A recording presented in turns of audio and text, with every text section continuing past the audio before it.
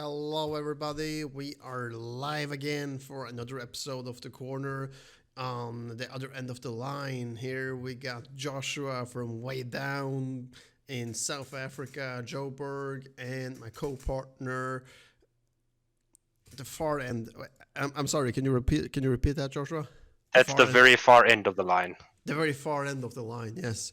And, and, then on the more shorter end of the line, we have Alexander from the middle of damn Denmark again. What's up, everybody?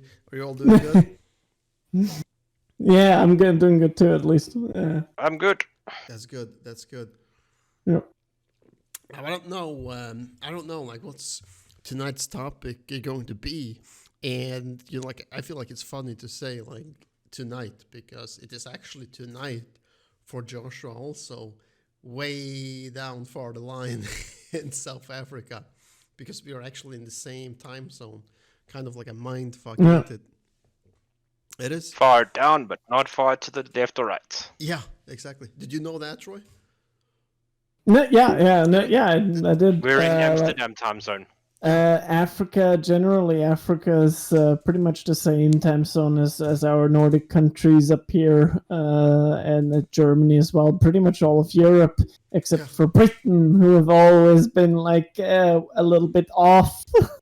Yeah. They're like If one look hour at- behind. If you look at the far west Africa, then you're about the same as Britain. Wow. Okay. Oh, okay. Didn't- Like if you go into like Benin or Togo or like the northwest coast. Okay, Yeah. I didn't know that. I knew that, like if you went to the Canary Islands, which is a little bit west of Africa's west coast, then you are on Britain time, I believe. But wow, okay. Anyways, like enough of that. So what's up? Anything new down in South Africa, Joshua?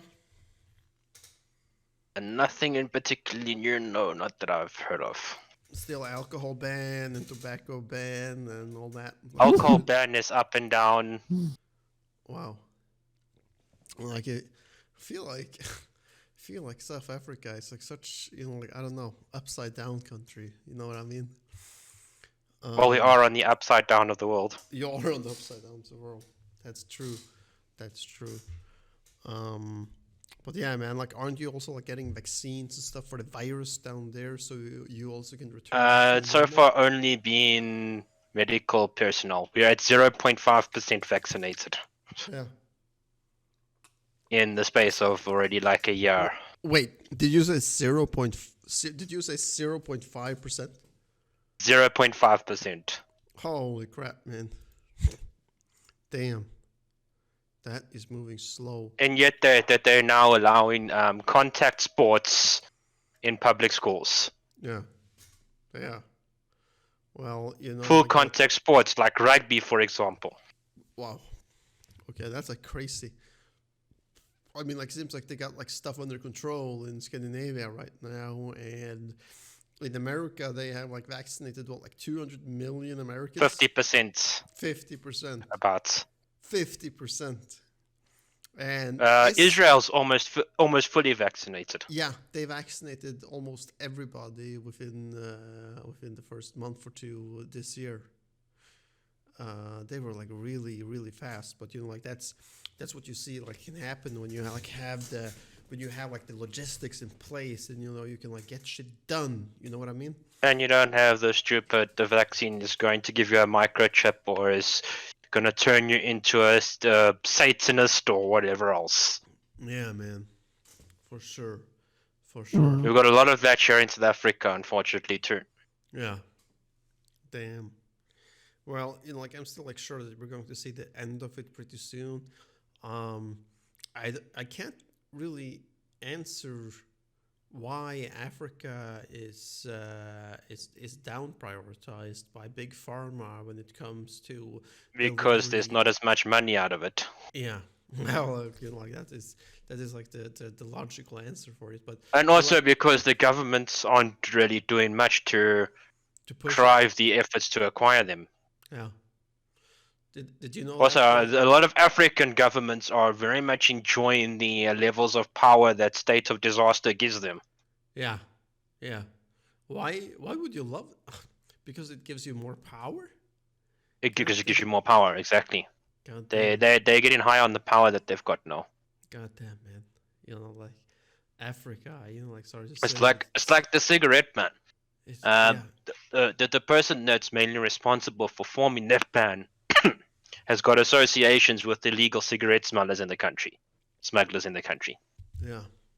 God damn, man. I was like completely unaware of that. Like when come to like think about it, like Africa is such a savage continent. In more ways than one. Like you know, like I've heard the phrase that like Africa is like the last Wild West frontier of the world. Since in a lot of African countries, it is like the Wild West. Hmm. It's bribing, it's killing, it's shooting, it's And there's robberies. still lots of countries in Africa where 40% of people only have got electrical access. Really? Holy Yeah, crap. no, like wait a second there. Like, are you guys are you having revolvers and stuff in all of Africa? Yes. God damn, Wow. yes. More like homemade muskets. Yeah, Yeah, like yeah, but still, still, wow. they're like That's carrying that. that's carrying that something you shit gotta all take over. in because you never like in all of our cultural knowledge of Africa. Like I haven't heard of this before. That it's like the same circumstances as it was in the 19th century in America. You haven't? It's not Wow. exactly the same, but there is a lot of similarities. I saw this. Tell us. Yeah, sorry. I saw this like documentary like a while back where that phrase came from. You know, like the last Wild West frontier of the world, where it was like a bunch of like cowboys, pretty much. That was like buying and selling vehicles in Africa, and you know, like traveling across the borders. They were armed with handguns and a wad of cash to in American dollars to bribe, you know, like checkpoints. Oh yeah, if you're going through the Central Wow. African countries, you have to be prepared to bribe the authorities. Yeah, yeah, and they were doing that, you know, like and it was like you know like sometimes usually it goes well, and you know like they let you through with the wad of cash. Other times it might not be enough, or they want to you know like impress commanding officer and then put you in the jail for a night or two, but you'll get out, so they weren't too worried about it. But still, yeah, and most of these people were like buying trucks and cars and driving them usually down to South Africa because they said it fetched more money in South Africa than in the surrounding And countries. South Africa is mostly sane Yeah, compared to the rest of Africa. yeah, and they also said Wow. that it was less of a chance to be screwed over when they make the deal, the transaction for the car or the truck in South Africa than in the other countries. Because yeah, here at least you can somewhat trust the authorities to support you if things go wrong. Yeah, But if you go into Wow. these central countries, the authorities are pretty much non-existent, God except damn. for collecting bribes. Yeah. That's Yeah. crazy. Yeah, it is. Like one of the like these people were like telling a story about like how he had once been ambushed by a gang of people with machetes and dragged out in the weeds in the bush, and you know like just being threatened. But they took his damn car, so he was like left with nothing. So yeah. Well, Man. the only thing I've heard about is the Somalian pirates, the modern pirates, if you will, who Yeah. were equipped with heavy ass modern tech guns and just like boarding all the ships in a strategic manner. Like not like the old Yeah, pirates who were just like standing there with their cigars in their mouth and they're saying, "Arr, we're gonna capture your ship." Yeah, And No, they actually have strategic plans now. I have a theory of like why that is, Troy, and that is because that directly affects the Western world. That directly affects us, or not us, not us per se, but still it affects. Well, it does affect us per se. Like the ships that are carrying our cargo, our product that are being shipped through the Indian Ocean there. Yeah, That hurts us a great deal. Yeah, them And that's why those capturing pirates are a lot more careful than the pirates of old. it Because indirectly. they know they will get hunted down. Yeah, Yeah, it, exactly. South African indirectly- Navy actually plays a big role in it. Yeah, and also the American Navy is like also there. Plus, a lot of cargo ship companies are also fitting their cargo ships with mercenaries, armed mercenaries. But it is not every shipping company in the world that agrees with doing that, because they feel like, you know, like a cargo ship shouldn't have to be armed.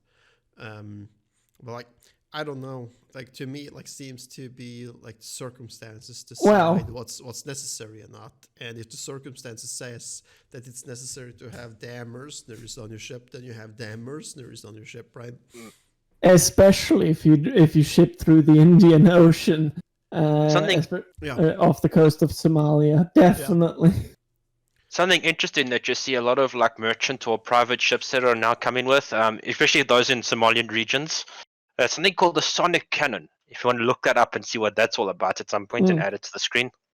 It's quite an interesting device. It literally just uses sound waves to protect the ship. I can't remember exactly how it functions, but yeah, it's a sound cannon. Yeah. Okay, wow. And they fit that. Probably uses a very directed speaker.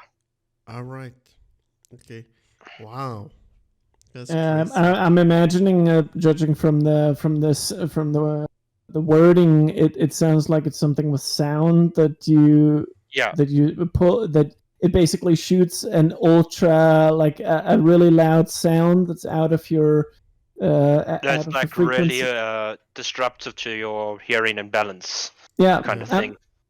But it says ultrasonic, so it is probably above the frequency that we can hear, but it messes with your kind of like that. Kind of like that technology that they like using in malls and everything these days to keep people from loitering. Yeah. Wow. That's so interesting. Another interesting thing that a lot of these ships have is what I think is they have these water pumps, so that they can, when they turn on a hose, it's called a hose. So when they turn them on, they basically have like 10 or 12 hoses all around the ship, or even more, 18 hoses maybe, and then they just like splash down from the ship, so that the small boats from which the pirates are coming cannot enter the ship because of the splashing around the ship. Kind of like the riot water cannons that they use. Yeah, probably, yeah. I would also like to add, though, that like the shipping companies are becoming like better at adapting at this, and they're usually staying at a distance of like 21 to 23 nautical miles from the coast, because that far out the waves are higher, and it makes it more difficult for anybody to go out there with such a small boat like the pirates usually use. It's like an old naval story of the Dutch, the Admiral de Ruyter, and the Dutch ships being like in the Dutch coast, which is very shallow, and all the harbors there are all shallow. The Dutch ships are designed to be like low bottomed. So what this admiral did, he led the British fleet that was chasing him into the Dutch coastline, where now they all the British ships hit the sandbanks because they were too deep. Oh, right. Okay, that was like pretty smart. But It's the same thing that those guys, what you're talking about there with the with having the line, the nautical mile limit, yeah. But yeah, damn, man. I wouldn't like to captain a ship that has to stay close to the coast for whatever reason. And, you know, like, also it makes it difficult in the way that a ship cannot stop to refuel in South Sudan or Sudan in general, because then they have to breach the 21-mile line limit, right? And they're putting themselves at risk. Though, like, Never mind, just now in those ports, you're probably going to have to pay a few bribes to authorities as well. Yeah, pretty much. And like usually when the pirates does capture a ship, though, it is eventually released back to them, because then follows, like a lengthy negotiation between pirate and the shipping company, and usually it ends up with paying. And a lot of the shipping companies that are sailing down this coast has an insurance against piracy. Yeah, an own clause about piracy that like where the insurance pays, which I imagine have to be like pretty expensive. Yeah, man. Africa is the Wild West for sure. The new Wild West. Or at least certain parts of it. Yeah, certain parts of it. Like even South Africa is in certain provinces quite Wild West like. Yeah, for sure.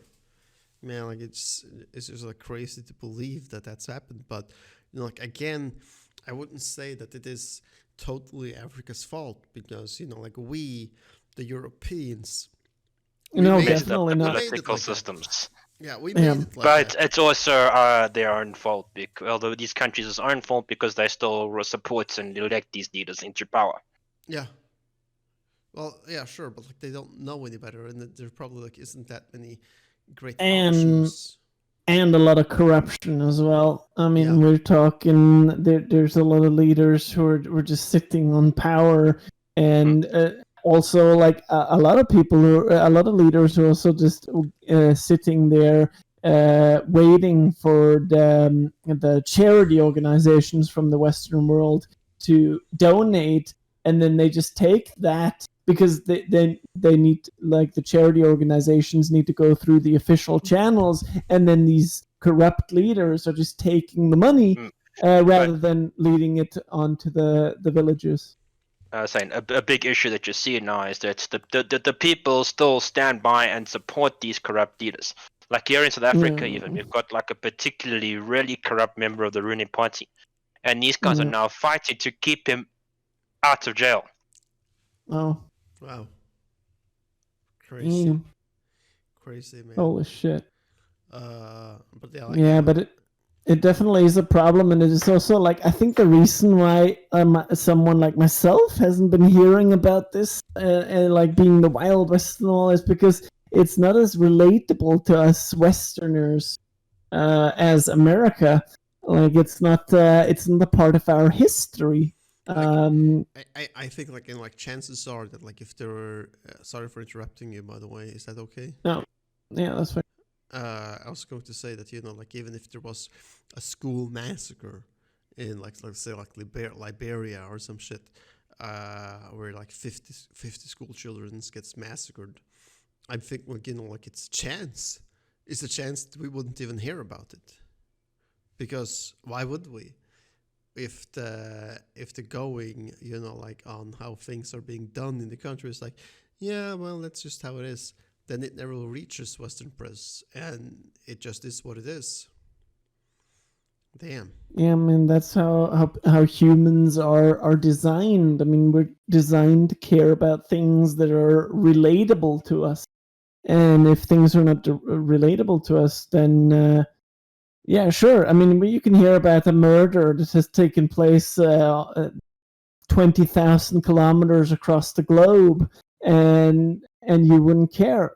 Why? Because that has no relation to you. I mean, it might as well be in another galaxy. Here in South Africa, though, on the other hand, I mean, you hear about a murder that happened in the same neighborhood, and it just doesn't really matter to you because it's Wow. Okay, that's something that you're used to.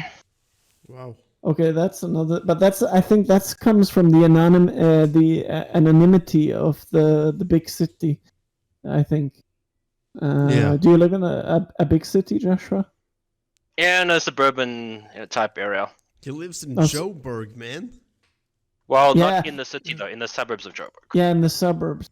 Yeah, but I can imagine it's still like they're still pretty. Like, how many are living in your suburb?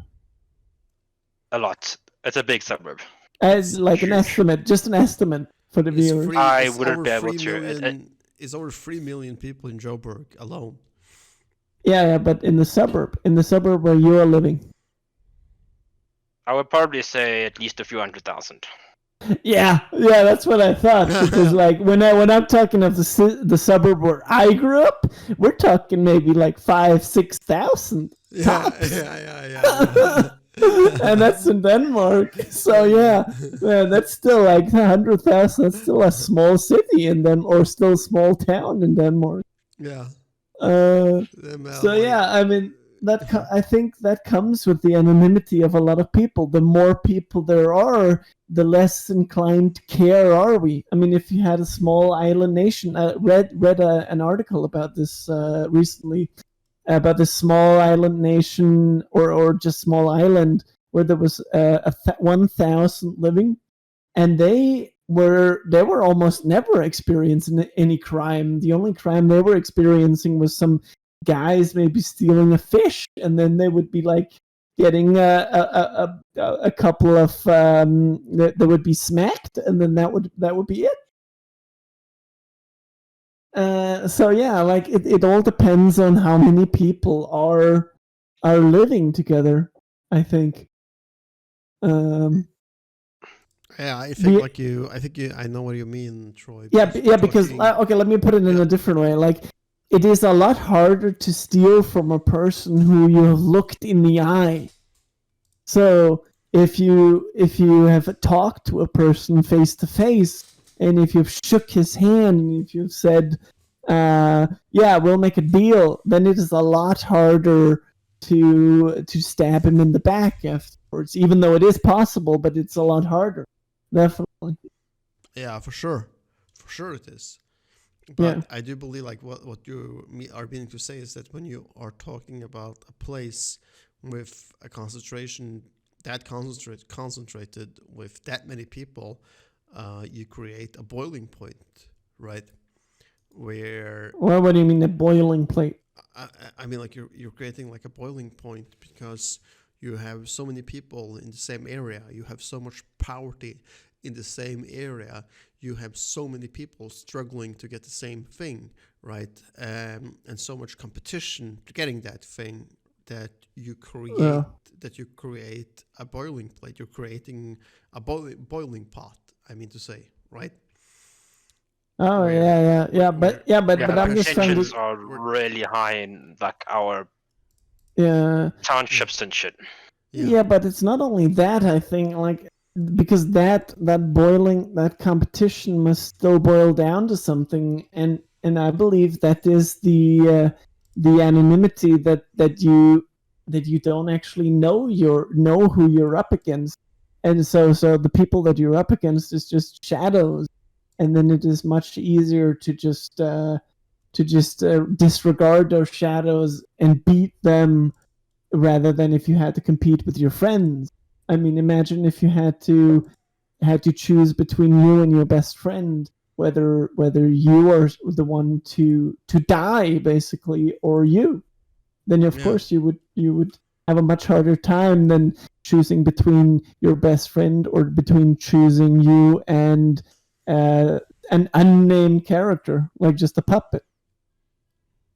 For sure, man. Like, that was just what I was trying to get at there. I don't know. Yeah. That's what you call the big city anonymity. I think it's a thing. I don't know. Like, I could Google it, but I don't know. Yeah. No, I think you're right. Yeah, it's kind of like take the trolley problem and swap out the one person with someone that you know well, and the 5 people with 5 anonymous people that you don't know of. Yeah. And the whole thing changes its dynamic entirely. Yeah. Yeah, wow. The first article I'm Googling here from November 15th, 2019. The curse and blessing of anonymity in a big city. That's actually interesting because it says blessing too, but yeah. Yeah, maybe I'm gonna read that at some point. I think one thing that is then like a blessing is that you don't have all the gossip and all of that kind of thing. And also you don't tend to find as much in cases of mob justice and things like that happening. Yeah. Like in the smaller townships, mob justice is definitely a thing in this country. Big time. Yeah, for sure, man. Yeah. Man, like I feel like we need more information about that, because like like that Africa. I'm sorry, I'm like going back to Africa, because like it's such an interesting place when we're talking about it being the Wild West, where you have countries where people are like doing whatever the frick they want, and people just taking what they want. Like in, like I don't know, like in. As much as the brutality is gruesome, it is also fascinating, if you understand what I mean. It's a morbid curiosity. Yes, exactly. Like where does it come from? What makes people grab that machete? Like in, where was it? Rwanda? Rwanda. Yeah. Like, goddamn, man. Like, what makes people do that? What makes hundreds of thousands of people, or how many people, like a million in Rwanda? A million. That was a million. Yeah, but a lot of it falls into like identity politics, where people are identify themselves by nationalistic trends. Basically, nationalism in general. Still crazy. Basically, there were two main, like Rwanda, for example, there were two main national groups that generally they were not very fond with each other and they didn't get on well. And the one of them took power and led it into what happened, that mass genocide. Wow. Like, do you know what happened, Troy, with that? Like, with Rwanda. Yeah, goddamn, Rwandan genocide. Like, what was it? Yeah. It was a million people that were slaughtered. It was between April and July somewhere, and in these few months, they managed to kill each other 500,000 to 600,000 people in in these couple of months with only machetes. Wow. It's one of the reasons why now in South Africa you find a lot of former Rwandan people. Yeah, because like what was it? They're all refugees. These the two groupings that was Tutsis and Hutus. Yeah, and Hutus, yeah. That were amped the fuck up, like on both sides, being like. No, not really. The one side was actually quite peaceful, and the other side was aggressive. I can't remember which one is the which though.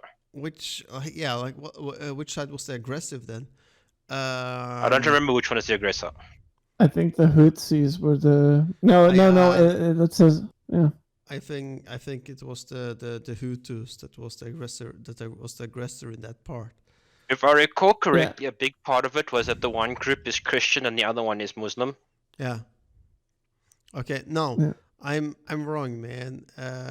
No. Yeah. It says on the wiki that it was a genocide against the Tutsi. So yeah, it must have been and that it was planned for at least a year. So the Hutus had been amped up by the politicians to do this, and one day, they wake up and being like, okay, we're gonna grab our machetes and go to war.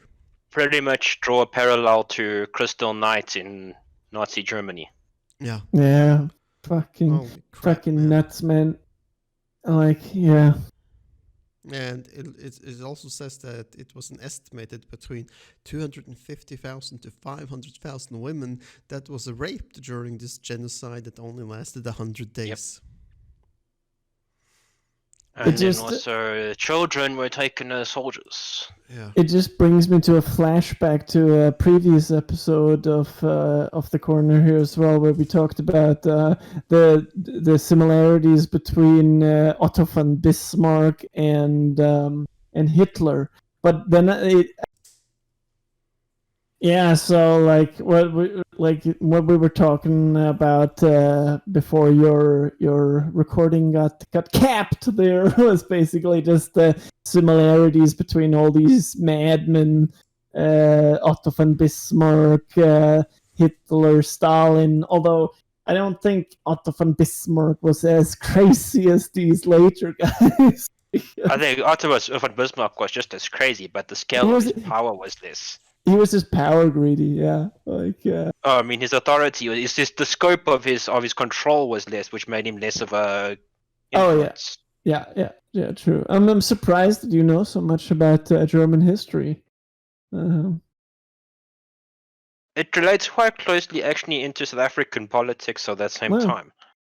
Oh, that's interesting. There was actually a South African group that was opposed to South Africa fighting against the Nazis in the Second War.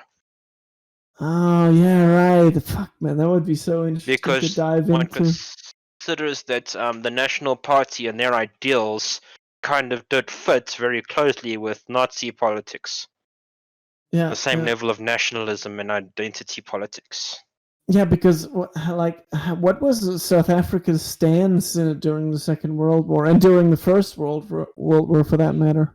In both of them, we were fighting on the side of the Commonwealth. Yeah. Okay, so the Allies, in layman's terms. Yes. Okay. We played a significant role. South Africa played a significant role in the Second War in the Egyptian front. Yeah. Oh, yeah.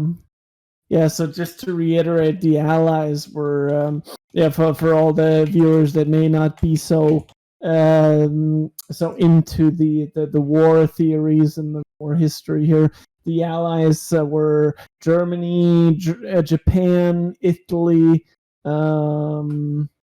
No, I mean, not the Allies. I mean the Axis powers. The Axis powers. Yeah. Wow, shit! Italy was part of the Allies at the end of the war. Oh yeah, they changed sides. Yeah, right. And the Allies was basically everybody else, like Russia, England, France, the U.S. And England brought in the entirety of the Commonwealth, which is all of its former colonies. Yeah. And also, Switzerland and Sweden remained neutral during the war. Which is interestingly, Switzerland had an aggressive neutrality policy. As such, I mean, they shot down both German and American planes that flew into their territory. Yeah. Because the Dutch tried to be neutral. Okay, but so Germans still took over them. Yeah, so just to reiterate very quickly, I got it on Wikipedia here. So we have Germany, Italy, Japan, Hungary, Romania, Slovakia, Bulgaria, Croatia, Finland, and Thailand. Those were the Axis powers. Really? I didn't know there were other groups involved. They're so minor in the influence that they had in the war. No, but yeah, like it is also. Wasn't there a South American country that also was part of the Axis? Maybe, but not that big influence. Probably not. I mean, Denmark was also part of the Axis, but it was more considered I believe they were neutral. kind of as like a trick. They're like hiding, using their position in the Axis position to smuggle Jews around. Yeah, but it was like that everywhere, and people, like especially Denmark, they had to cooperate because they were occupied, and the Germans were just rolling in overnight. Basically, just it was the 9th of April. The Germans were rolling in with tanks, and the next day, the 10th of April, they were just like the Danish politicians were just like, sure, we will cooperate because what else are we gonna do? I mean, we don't want to be slaughtered. Then it's more. The thing is that they're talking now as parts of it versus surrendering. I mean, like the Netherlands surrendered pretty early as well, but they never actually joined the Axis.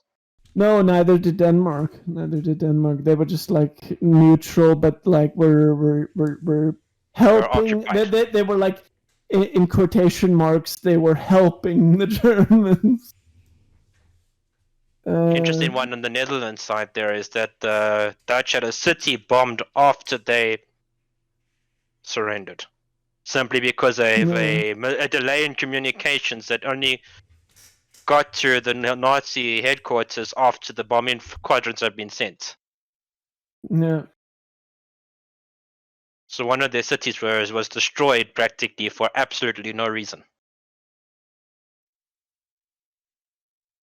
Forgot which city it was. That's just Damn. insane. But Yeah, like the it's- insanity of the war.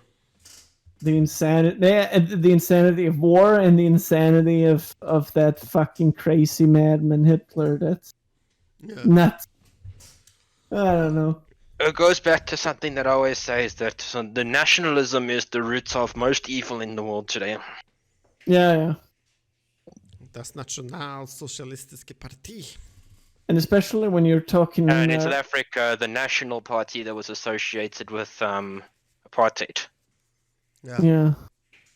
But it all boils down to radicalism. So that whenever you But nationalism breeds that radical nature. or the other way around, like radicalism, as soon as you get an idea and you just like start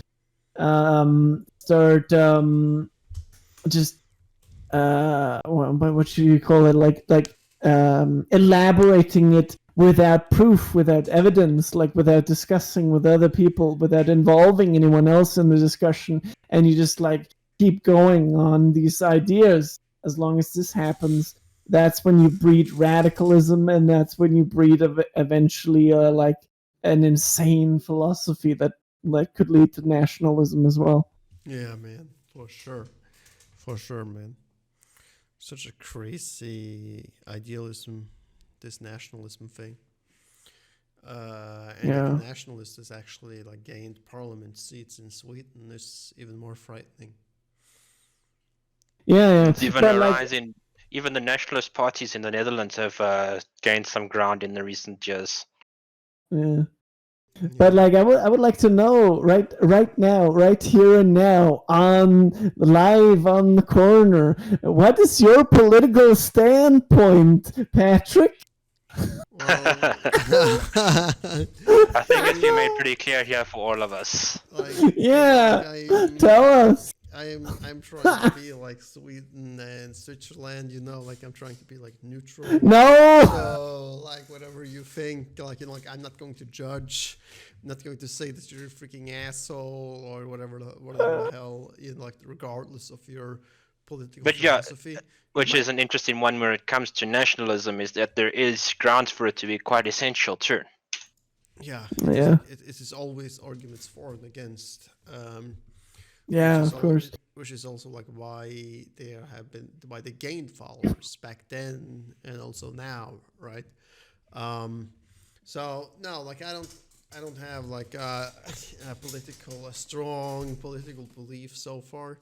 But I will tell you this though, like I did study political science for a year at university.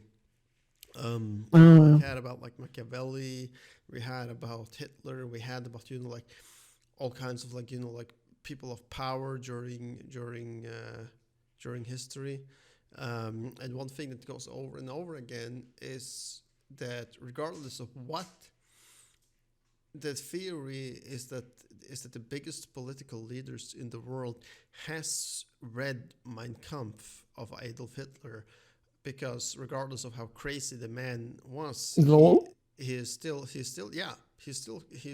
correct when he's saying, like that, not blatantly straight out in the book, but like in the essence of the book, that I have actually read that book, and yeah, it's quite a minefield to work your way through. It is, but like, because there's so many half-truths hidden in there, and mixes between right ideas and wrong thinking that really makes it a tricky one, sure.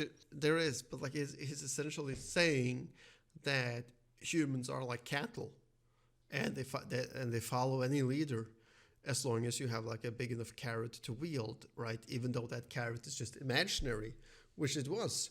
Because what he was like spouting off to the masses in his speeches, telling everybody that the grass was going to be greener on the other side and that every German was going to be richer, was just complete BS. It was just a lie that he could build on in order to be elected and keep gaining followers in Germany at the time, right? But nonetheless, that doesn't really have anything to do with politics. That is actually just psychology of flock behavior. Yes, it is, but it still has. But to a lot do of that with- falls into nationalist ideology. Yeah. Exactly.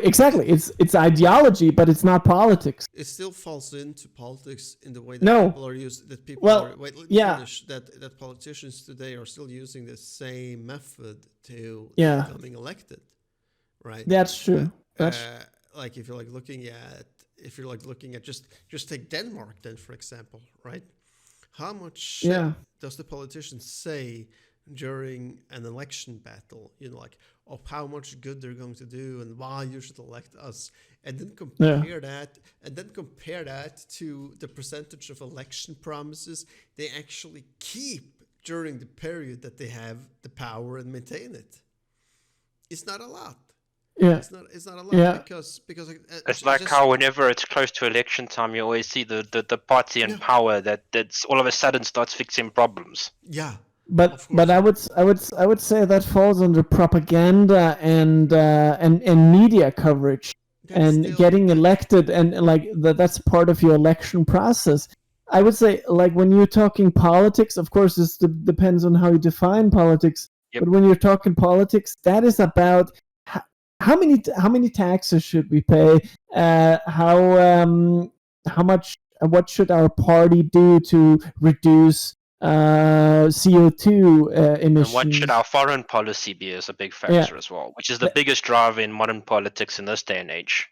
Exactly, and but that doesn't have much to do with convincing people to follow you. That's just rhetoric, charisma versus the politics of what's the economics going to be like? How are we going to distribute the wealth?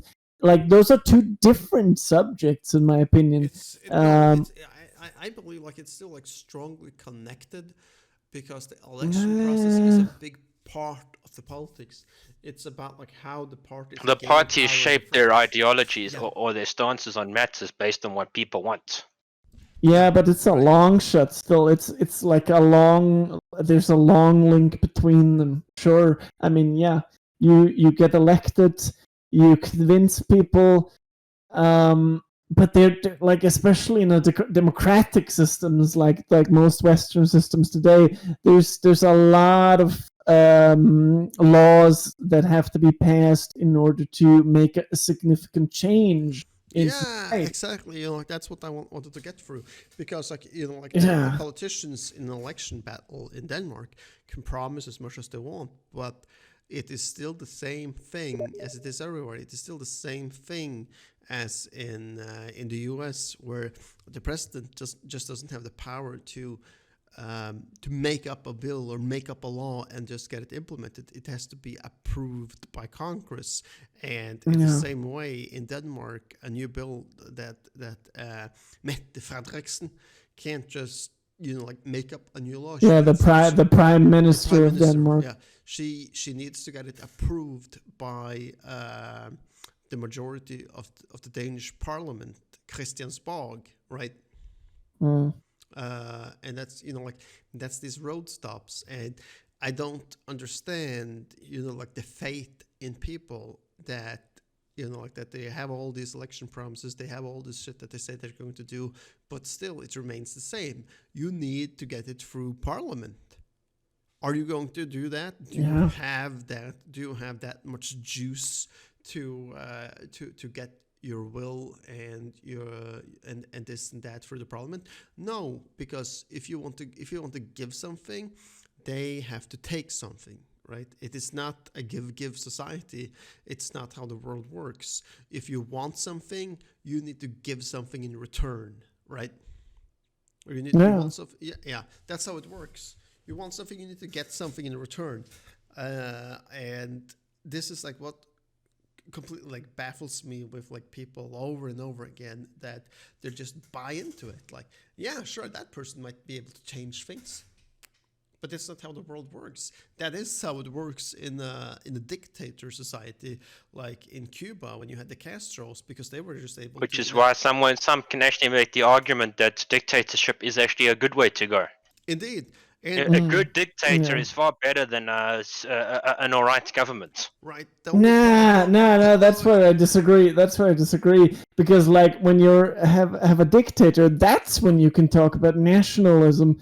That's where you No. can talk about that somebody is arguing for is presenting arguments for this is the way, this is what we should follow me. I will lead you towards this ideology.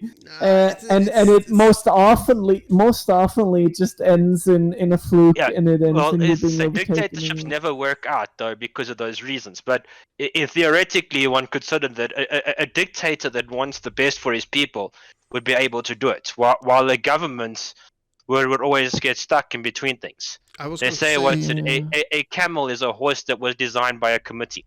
I was going to say the same thing, Joshua, that dictatorship might have worked if it wasn't for the corruption in how the power corrupts, right? Power corrupts, absolute power corrupts absolutely. And if we know anything about humans, then we know that will always be the case. So there will always be greed in humans. Yes. I saw the movie like a while back called Che. Do you know what it's about? Like Well, I Che- imagine it's about Che Guevara, Yeah. the Cuban Yeah. revolutionary. he was Fidel Castro's right hand man in the revolution when they took Cuba in, like, what was it, like the 1950s, something like that. It was like completely nuts. If you don't know the story, then it is something like 50 men or something sails out from Mexico in a fishing boat towards Cuba, and these 50 men, or was it only 10? It was like extremely few men actually, like, on the fishing boat going towards Cuba, and all like amped up with guns and shit, being like, "Yeah, I'm gonna take Cuba back, folks." Fidel being the one that leads them, and on their travels towards Havana, the capital, they gain followers along the way, because like people are like inspired by Castro's speech. They're inspired by that, like that there is somebody that wants to do something, and eventually he grows from this small group of men that's going to take Cuba to 80 revolutionaries with guns. And that was enough. Like, it wasn't much of a battle, because like when they come up to the parliament in Havana, then they don't have anything to compete with them, because this was never expected. So they just lay down their arms and surrender. And the soldiers didn't want to fight because the government they were under was so oppressive, and they didn't want to protect them. Yeah.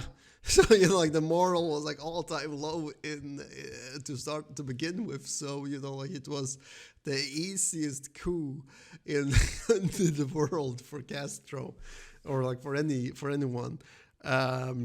So then Castro gets the power and becomes like Cuba's dictator. The good things that he did, I would like suppose that he wanted to make it equal for everybody. So a doctor in Cuba wouldn't earn more money than a cab driver.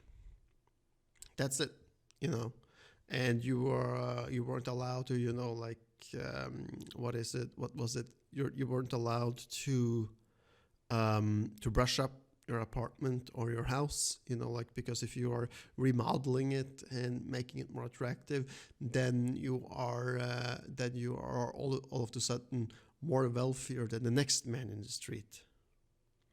So it was like certain things like that, plus that medicine was like made dirt cheap and so far, right? That's why people, I guess, like supported him on Cuba. And now he's dead, and Raul Castro, his brother, has suddenly also like retired from the highest post of Cuba. So it's interesting to see, like what's going to happen now when the Castros no longer rule Cuba. Will it be corrupted as the dictatorship it is, like every other dictatorship has been in history, or will it be, like the exception? Well, I mean, even Castro's rule in his later days became corrupted.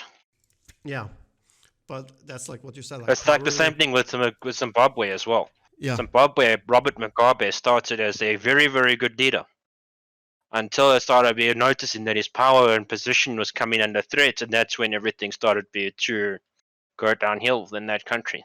yeah.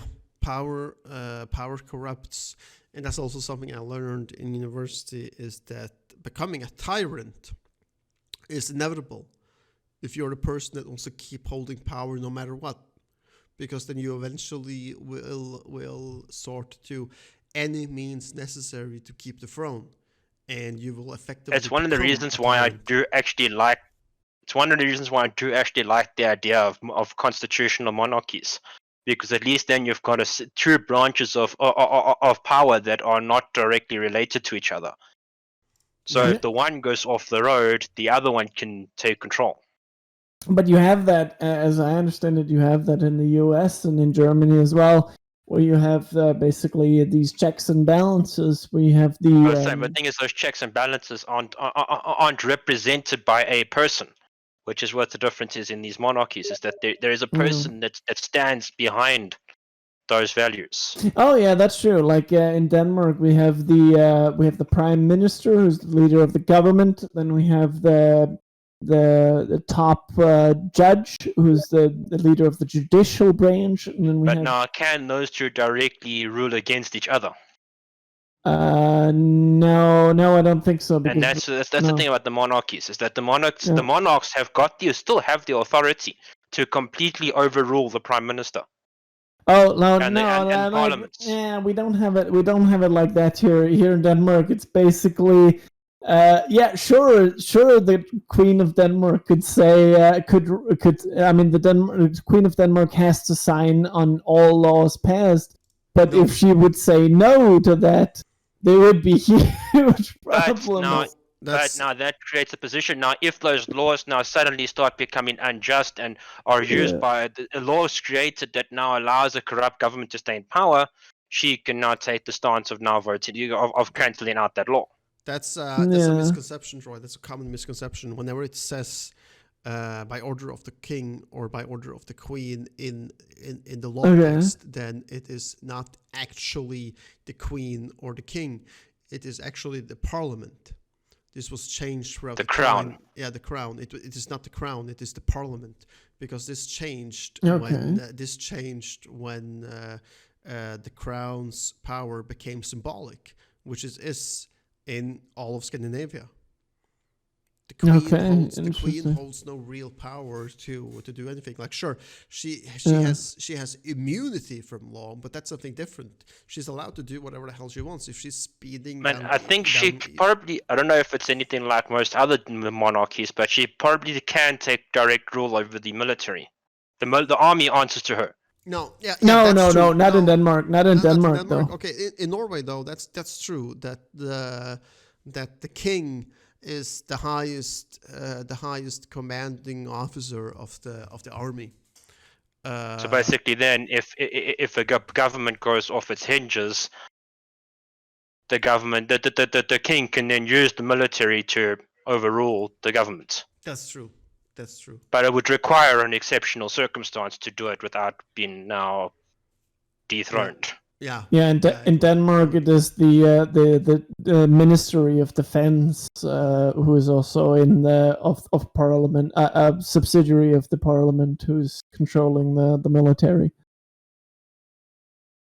And that's like an organ, that's an institutional organ, so that's not the Queen. Yeah. Well, interesting. I see what like your fault is, Joshua. It is that you have the monarchy to balance the power. A sort of someone who has a power but they will not use. Yeah. Interesting thought. But then again, what happens if like the corruption, as we've talked about, which always exists, power corrupts? What if the monarch is corrupted and then does use the power? I mean, but then now you see the parliaments are on a similar level to these governments. So if the monarch is now corrupt, the soldiers are not going to respond to the military. Will not respond to the monarch. They'll instead respond to the government, the parliament. But then, does the monarch really have any power at all? So long as they are on the right side, they will. Yeah, but that's the same thing as saying, yeah, as long as you say yes to everything, you decide. But then again, then there is not really much power. So basically, if the parliament goes against the will of the people, then the monarch has the power. If the monarch goes against the will of the people, then the parliament has the power. Yeah. But what is the will of the people then? I mean, the will of the... Like, do you have to have, like, an election for every little law that is passed? I think it's more just if there's a more general consideration. Yeah, but that's still a lot of different laws that have to be passed. Like if you can generally, if the people now are generally dissatisfied with the government as a whole. So like if, for example, now the parliament has now ratified laws that now get rid of elections. Okay. Which is kind of what happened in Zimbabwe. Pretty much the government now just completely outruled all elections. Yeah. Okay. Well, like, I don't know, like, we could be talking about this for hours, and I would love to discuss this. Damn COVID, man! I would love to fucking sit in a bar with you guys and then just sit until like 2 or 3 it'd be very expensive for me to sit in a bar with you guys. Well, why? Not necessarily. Why? It's about 15,000 rand to make the plane ticket. Yeah. Oh yeah, but like if we were just like in the same city right now, like what does it cost for a beer in a bar in Johannesburg? Man, like I like screw that, man. Like me and Troy could just fly down. No, not screw that. I'm just trying. Like what I was just trying to do here is take things down from this political things before we get unfriendly here. So like, I don't know, man. I was just trying to lighten the mood a little. Let me see. Like I got it right here, Troy. And I'm gonna convert it into Danish crowns so it is more relatable to us. Yeah, but we got a dude here from Johannesburg. Anyway, he must know what a beer and a bar costs. He don't know. That's more about getting to the bar is the problem. He don't know the conversion cost. Okay, man. A pint in a bar in Joburg is on average 14.5 Danish crowns. Wow, that's so cheap. Yeah, man. But I remember you writing that in a comment on one of the other episodes that like you were surprised by how many people were saying that just stuff is so much cheaper in South Africa than it is. Because like the price in every country is determined by the consumer price index. Unless that country has been completely destroyed, or the inflation has been like completely disrupted and destroyed by factors like war, or greed, or like some bullshit like in Venezuela, and becoming like a failed state, right? Unless that happens, then the prices for things should follow a consumer price index, making it livable for the general people. What? All right, man. If you don't have anything more, man, we should visit Joshua at some point and then get the beer in Johannesburg. Get a camera set up at the bar, and a Blue Yeti mic in the middle of the table. With the way things are going with the industry of bars and alcohol, you could probably buy a bar in South Africa. Yeah, man, yeah, let's do that. A shit ton of them have closed down. That's an idea right there. We'll fucking buy up a bar, like we'll save up Patrick and me, and then we'll. Meanwhile, I'm planning to immigrate to the Netherlands, so by the time you get here, I'll be moved over there. Yeah. No, you have to stay down there so that we have a contact, so that the move down there will go easier, and we can get citizenship down there. And you need to hire somebody to watch the bar for us. Yeah. Yeah. All right. Like if you don't have anything more to add, I think like this is a perfect time to end the episode. I think so. So I would like to say thank you all for coming on the air tonight. Both you, Troy, from the short end of the line, and you, Joshua, from the far end of the line. And to anybody that has been watching this, I hope you enjoyed it. And do remember to hit that like button. And or listening. podcast, and also don't forget to subscribe and support the channel. That is important because we are actually saving up for, like another microphone and some camera equipment. Oh yeah. Oh, that's a good one. So yeah, thank you for watching. All the best, and until next time, folks. Peace out.